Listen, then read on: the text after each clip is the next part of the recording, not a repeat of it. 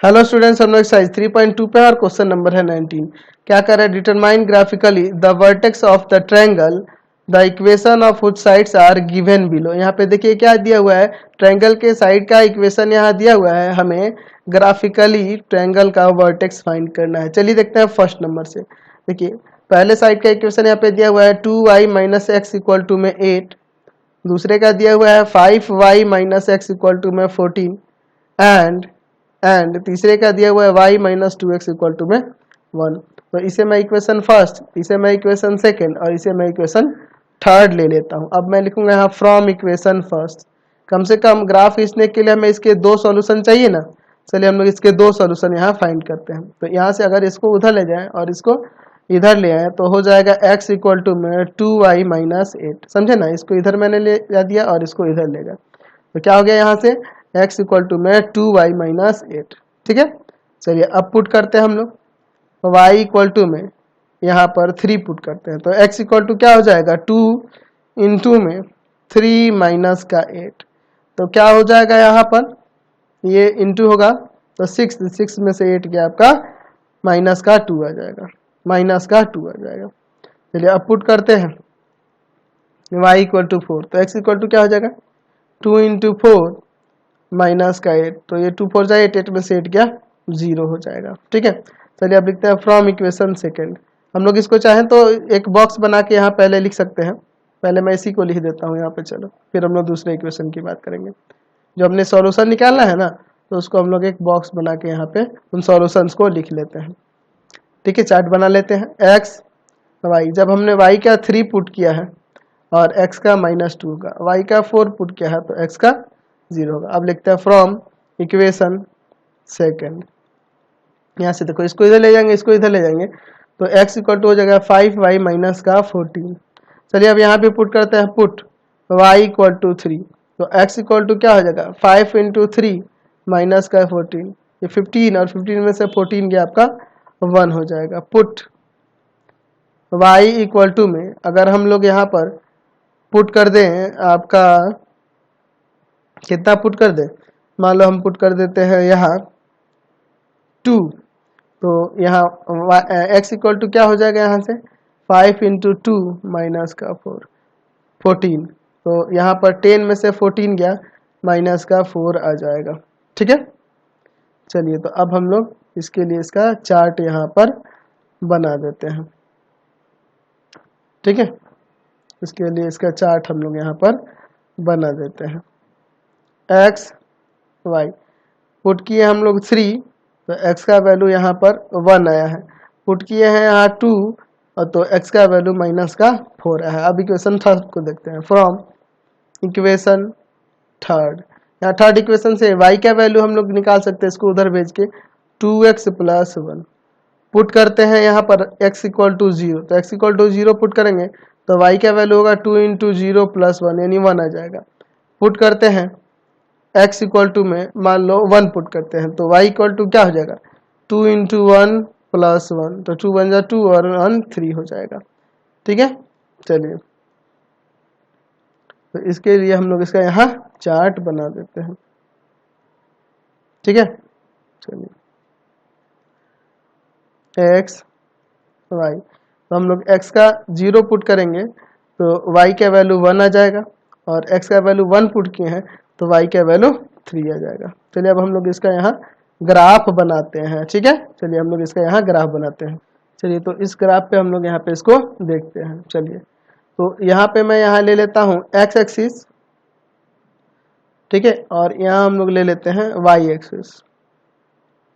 चलिए देखिए ध्यान से, यहाँ ये x हो जाएगा, यहाँ पर x डैश y और ये आपका y डैश 1 2 3 4 5 1 2 3 4 5 -1 -2 -3 -4 -5 -1 -2 -3 -4।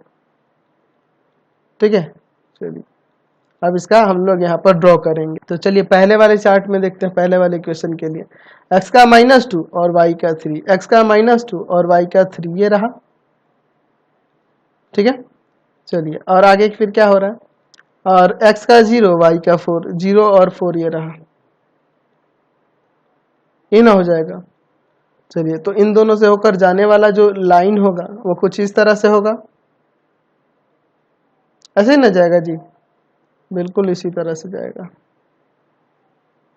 ठीक है। चलिए तो इसे हम लोग इस तरह से दिखा देते हैं, और इसका इक्वेशन क्या था, तो इसका इक्वेशन भी हम लोग यहाँ लिख देंगे। आपका इस लाइन का इक्वेशन है 2y - x = 8, 2y - x = 8। दूसरे वाले के लिए देखते हैं, यहाँ पर x का 1 और y का 3। चलिए x का 1 किधर है, ये रहा, और y का 3 ये रहा, 1 3। फिर x का -4 और y का 2, x का -4 और y का 2 ये रहा, यही ना होगा। तो इन दोनों से होकर जाने वाला जो लाइन होगा कुछ इस तरह से होगा, ध्यान से देखिएगा, ऐसे ही ना जाएगा आपका दूसरा लाइन जो होगा, बिल्कुल इसी तरह से जाएगा। और इसका इक्वेशन हम लोग यहाँ पर लिख देते हैं। तो इसका इक्वेशन क्या है, इसका इक्वेशन यहाँ पर देखिए क्या है, इसका इक्वेशन है यहाँ 5y - x = 14, 5x - y = 14, ठीक है। तो यहाँ पे लिख देते हैं 5y - x = 14, और ये वाला कोऑर्डिनेट क्या था आपका, ये वाला कोऑर्डिनेट था -4,2 ये ना था, और -2,3 ये रहा। चलिए अगला देखते हैं यहाँ पे तीसरे वाले के लिए। तीसरे वाले के लिए देखिए 0 1, तो x का 0 y का 1 ये हो जाएगा, ठीक है। और दूसरा है यहाँ पर क्या 1 3, 1 3 कहाँ होगा, तो x का 1 और y का 3 ये हो जाएगा। तो इन दोनों से होकर जाने वाले लाइन की बात करेंगे, तो इन दोनों से होकर जाने वाला जो लाइन होगा कुछ इस तरह से हो जाएगा, ऐसे ही ना जाएगा जी, बिल्कुल इसी तरह से जाएगा, ठीक है, कोई दिक्कत नहीं है, ऐसे ही ना जाएगा। चलिए तो अब इसका इक्वेशन हम लोग यहाँ पर लिख देंगे, इसका इक्वेशन में। तो इसका इक्वेशन क्या था, तो इसका इक्वेशन है हमारे पास y - 2x = 1, y माइनस का 2x = 1, ठीक है, कोई दिक्कत नहीं है। तो देखो यहाँ पे इन तीनों से यही ना ट्रायंगल फॉर्म हो रहा है, इसका हम लोग नाम देते हैं ए बी और यहाँ सी। तो यहाँ ए का वर्टेक्स तो यहाँ पता ही है, ए का कोऑर्डिनेट यहाँ पे हम लोग देख रहे हैं, ए वर्टेक्स का कोऑर्डिनेट देख रहे हैं -4,2, और इसका 1 3 हो जाएगा, बी का, सी का क्या होगा 2,5। तो यही ट्रायंगल ए बी सी बन रहा है ना। The triangle the triangle the triangle formed by the equations 2y - x = 8, और दूसरा है आपका क्या 5y - x = 14 and y - 2x = 1 is triangle ABC with vertex -4,2, 1,3 and 2,5, यही ना इसके 3 वर्टेक्स हो रहा है, समझ गए। चलिए नेक्स्ट देखिए इसका सेकेंड नंबर में यहाँ पर 3 इक्वेशन दिए गए हैं साइड्स के, ट्रायंगल के साइड्स के। यहाँ पे y = x है फर्स्ट इक्वेशन, दूसरा है आपका y = 0, एंड तीसरा हमारे पास दिया है 3x + 3y = 10। इक्वेशन ये आपका थर्ड हो जाएगा, कोई दिक्कत नहीं है। चलिए अब इसके बाद फ्रॉम इक्वेशन फर्स्ट से देखिए y = x है, अगर आप पुट करते हैं x = 1 तो y = भी 1 ही हो जाएगा। अगर आप पुट करते हैं x = 2 तो y = 2 हो जाएगा, समझ रहे ना। चलिए हम लोग इसका यहाँ पर एक चार्ट बना लेते हैं, 2 सॉल्यूशन निकल गए। चलिए ग्राफ खींच सकते हैं इसे, तो हम लोग इसका एक चार्ट यहाँ पर बना लेते हैं, ठीक है। x Y. तो जब हमने x का 1 पुट किया है तो y का भी 1 आया है, जब x का 2 पुट किया है तो y का भी यहाँ 2 आया है। चलिए अब इक्वेशन सेकंड की बात करते हैं। इक्वेशन सेकंड में कोई दिक्कत नहीं है, y इक्वल टू 0 है तो इसका ग्राफ जो हो जाएगा y इक्वल टू 0 का x एक्सिस होता है, तो हमें वहीं से पता चल जाएगा। अब इसको देखिए फ्रॉम इक्वेशन थर्ड, हमें सेकंड को लेने की जरूरत ही नहीं है, ठीक है। 3x plus 3y equal to में है 10, तो यहाँ से हम लोग 3y इक्वल टू लिख सकते हैं कि नहीं, 10 माइनस का 3x, यानी y इक्वल टू में क्या हो जाएगा 10 माइनस 3x और y में 3, ठीक है। चलिए पुट करते हैं यहाँ पर हम लोग, अगर मान लो यहाँ पुट करें x इक्वल टू में, यहाँ पुट कर देते हैं, अगर आप यहाँ x इक्वल टू 0 पुट करते हो तो y इक्वल टू में आ जाएगा 10 माइनस 3 इंटू में 0/3, 10/3, यानी 10/3 का मतलब क्या है 3 इंटीजर 1/3। अब आप कहोगे कि सर इसका ऐसे ले लेते हैं, ऐसा कि जो फ्रैक्शन वगैरह बनाई, देखो ऐसा मैं सोच लिया, बहुत ऐसे पुट करने में फ्रैक्शन में ही आ रहा है और कोई चारा नहीं है हमारे पास। हम लोग x इक्वल टू में अब यहाँ पर रख देते हैं, मान लो 1 रख दें, चलो 1 रख देते हैं, ठीक है। तो यहाँ से क्या हो जाएगा y equal to 10 minus 3 into में 1/3, ये 3 हो जाएगा, 10 में से 3 गया आपका 7, 7/3, तो 2 इंटीजर 1/3 यहाँ से इसका वैल्यू हो जाएगा। तो चलो मैं इसके लिए भी यहाँ पे इसका चार्ट बना लेता हूँ, थर्ड इक्वेशन के लिए है ये। चलिए ध्यान से देखिएगा, तो हमने यहाँ इसके 2 सॉल्यूशन निकाल दिए, तो मैं इसके लिए यहाँ पर इसका चार्ट बना देता हूँ। x y, जब हमने 0 पुट किया है तो y का वैल्यू 3 इंटीजर 1/3 आया है, और जब हमने x का 1 पुट किया है तो y इक्वल टू 2 इंटीजर 1/3 आया है। चलिए अब हम लोग इसका ग्राफ यहाँ पर बनाते हैं, ठीक है। चलिए तो मैं यहाँ पर ले लेता हूँ x एक्सिस, ठीक है, और यहाँ मैं ले लेता हूँ y एक्सिस। चलिए ध्यान से देखिएगा, यहाँ लिख देता हूँ x, इधर आपका x डैश y, और यहाँ पे मैं नीचे ले लेता हूँ y डैश, ठीक है।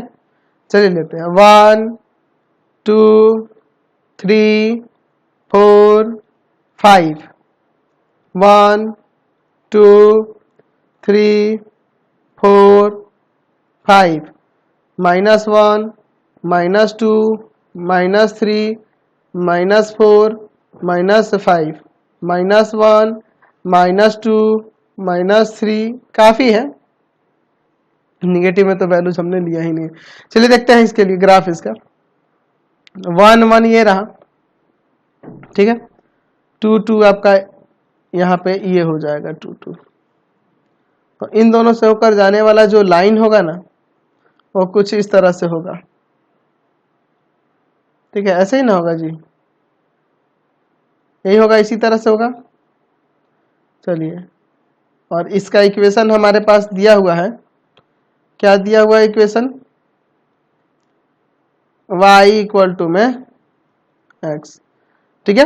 अच्छा दूसरा कह रहा था y इक्वल टू 0, दूसरा y इक्वल टू 0 कह रहा था कि x इक्वल टू 0 कह रहा था, देखिए तो y इक्वल टू 0, तो y इक्वल टू 0 का मतलब x एक्सिस, x एक्सिस ही है, यही है आपका y इक्वल टू 0, ठीक है, x एक्सिस पे y कोऑर्डिनेट 0 होता है। अच्छा चलिए दूसरा है वाले बॉक्स के लिए, x का 0, y का 3 इंटीजर 1/3 यानी कि 10/3, 3 इंटीजर 1/3, तो 3 ये रहा और इसका 1/3, यानी कि इसमें 3 पार्ट में बांट दीजिए और फर्स्ट वाला पार्ट, समझ गया ना, यही हो जाएगा आपका 0,10/3। अच्छा यहाँ पे है x का 1 और y का 2 इंटीजर 1/3, 2 इंटीजर 1/3 का मतलब है यहाँ पर 7/3, तो 1 और 7/3 यही ना, तो x का 1 और y का 2 इंटीजर 1/3, यानी यहाँ होगा,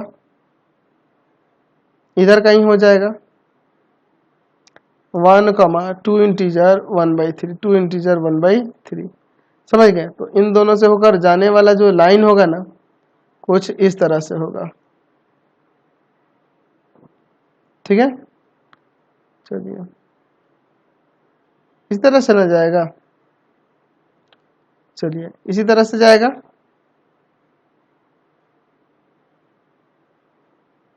यही होगा ना। चलिए कोई दिक्कत नहीं है, यहाँ पर थोड़ा सा और ये इधर जाएगा यहाँ से, चलिए ऐसे ही होगा। तो देखो ये इसका इक्वेशन क्या है, तो इसका इक्वेशन हमारे पास था 3x plus 3y equal to में 10। तो यहाँ देखो ये तो एक ये हो जाएगा, इसका 0 0 कोऑर्डिनेट हो जाएगा, दूसरा ये हो जाएगा, दोनों का इंटरसेक्टिंग पॉइंट ये है।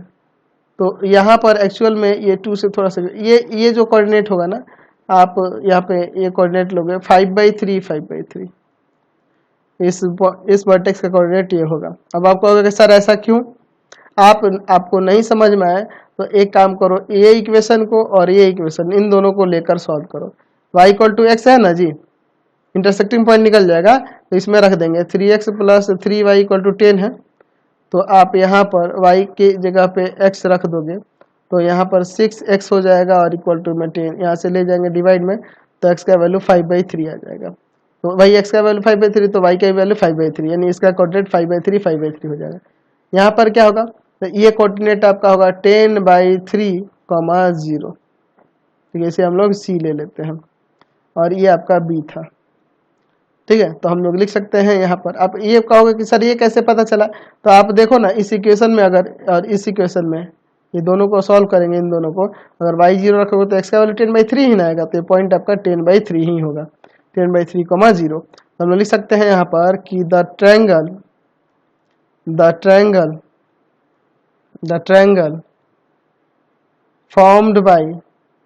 formed by the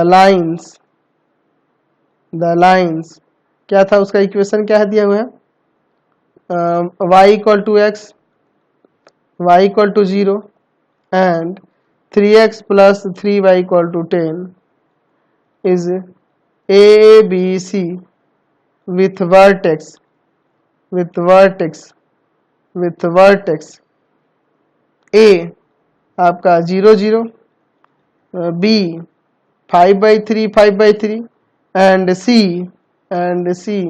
क्या है उसका 10/3 और कॉमा में 0। समझ गया, कोई दिक्कत नहीं है। क्वेश्चन नंबर 20 देखिए, determine graphically whether the system of equations x minus 2y equal to x minus 2y equal to 2, 4x minus 2y equal to 5 is consistent और इनकंसिस्टेंट। तो हम लोग इसको सॉल्व करेंगे ग्राफिकली और हम लोग देखेंगे ग्राफ बनाने पर अगर इसके ग्राफ पैरेलल होते हैं तो इनकंसिस्टेंट हो जाएगा, और ग्राफ एक दूसरे के ऊपर हो, कोई है ना जी, अगर एक दूसरे के ऊपर हो या एक दूसरे को इंटरसेक्ट करे तो हम लोग कह देंगे कि ये कंसिस्टेंट होगा।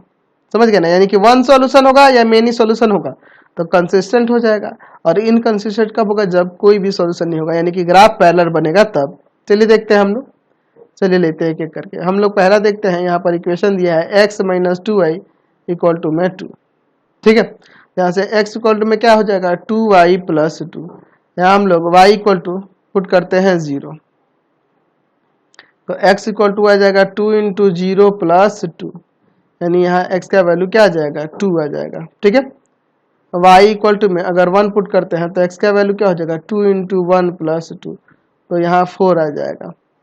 ठीक है, चलिए तो मैं यहाँ इसके लिए यहाँ इसका चार्ट बना लेता हूँ। ठीक है, चलिए ध्यान से देखिए। ठीक है, ये मैं यहाँ चार्ट बना लेता हूँ।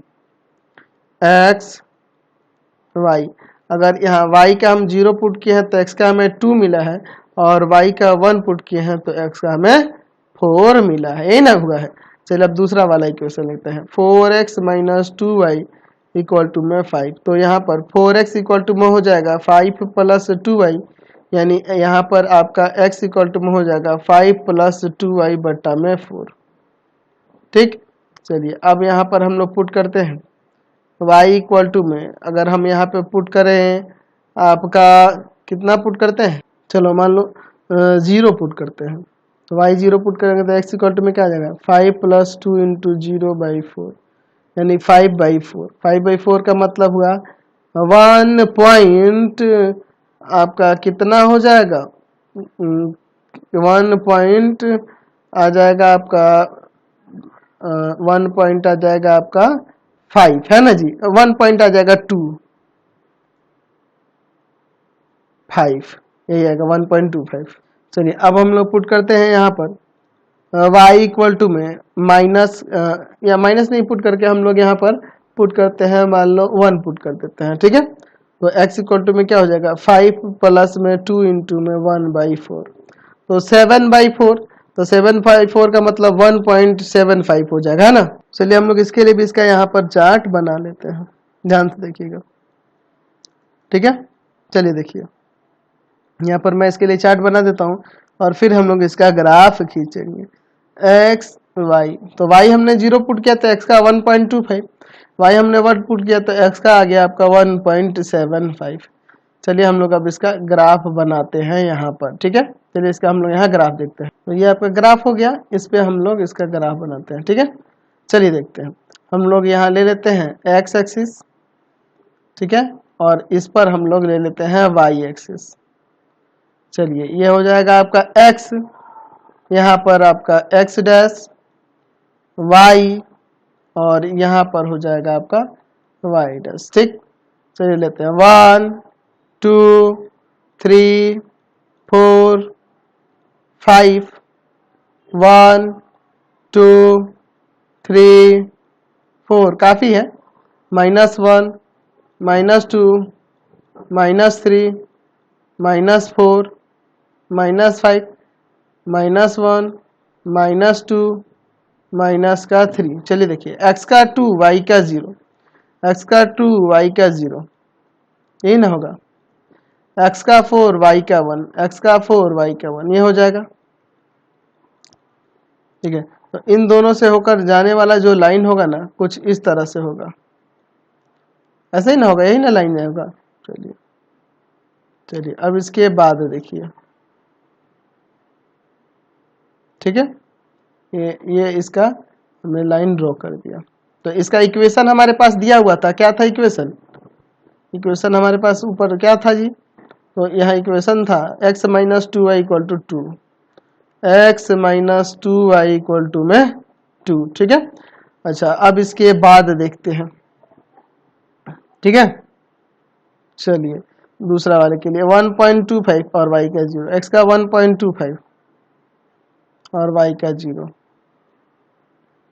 1.25 और 0, x का 1.75 और y का आपका 1, y का 1, ये हो जाएगा यहाँ पर, यहाँ हो जाएगा 1.75 और 1। तो इन दोनों से होकर जाने वाले लाइन की बात करेंगे यहाँ से, तो किस तरह से जाएगी, कुछ इस तरह से, ऐसे ही ना जाएगी। चलिए तो ये दोनों हम लोग देख रहे हैं इंटरसेक्ट कर रहे हैं, तो इंटरसेक्ट कर रहे हैं तो कैसे होंगे, कंसिस्टेंट ना होगा। पूछ रहा था आपके क्वेश्चन में, इसका इक्वेशन क्या था, इसका इक्वेशन है हमारे पास 4x minus 2y equal to 5, 4x minus 2y equal to में 5।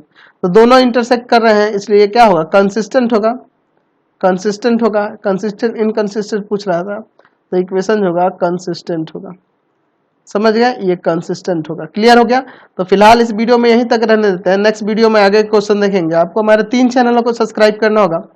पहला है path finder classes Chhapra, path finder classes Chhapra. दूसरा है आपका भारती भवन रविकांत सर, भारती भवन Ravikant sir, Ravikant sir, Ravikant sir. और तीसरा चैनल है रविकांत सर के नाम से। तीनों को सब्सक्राइब कर लेंगे और इससे रिलेटेड वीडियो के लिए सीधे डिस्क्रिप्शन में जाएंगे और इससे रिलेटेड नोट्स के लिए गूगल पे जाकर सर्च करेंगे www.ravikantsir.in और यहाँ पर जाकर आप सभी क्लासेस के नोट्स और उनके पीडीएफ को डाउनलोड कर सकते हैं, पढ़ सकते हैं। इंस्टाग्राम और फेसबुक पे जाके पाथ फाइंडर क्लासेस छपरा को लाइक एंड फॉलो करना नहीं भूलेंगे। Thanks for watching the video.